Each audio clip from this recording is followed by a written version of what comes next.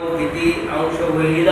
प्रश्न आहे 7:28 घड्याळाच्या दोन काट्यामधील कोण किती होईल? प्रश्न आहे 4:16 घड्याळाच्या दोन काट्यामधील कोण किती अंश होईल? नाही का? याबद्दल काय माहित नाही का?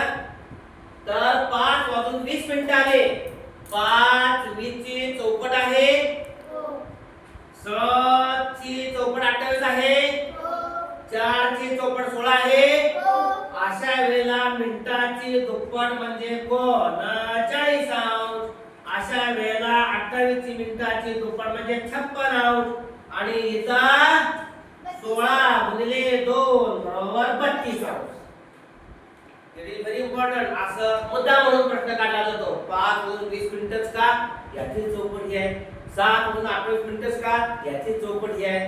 4:16 का? तर 16 4 ची दुप्पट आहे. आता तुम्ही म्हणाले कसं केलं सराने? ते पहा इथं किती वाजले 30 गुणिले तास वजा 11 छेद गुणिले m हे मिनिट.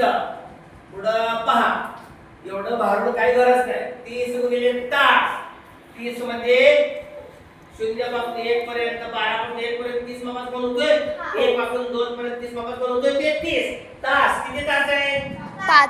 30 गुणिले 5 वजा 11 छेद 2. आता हे सूत्राचं आहे. तुम्ही कसं 5 छेद 11 छेद 5 लिहिलं नाही तसं सूत्राचं 11 छेद 2 11 छेद 2 गुणिले 20 30 5 150 वजा 2 10 इथं 10 आलं का?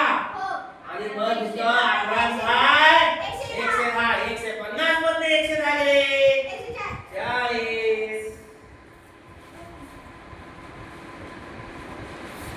डबल काम चालू आहे.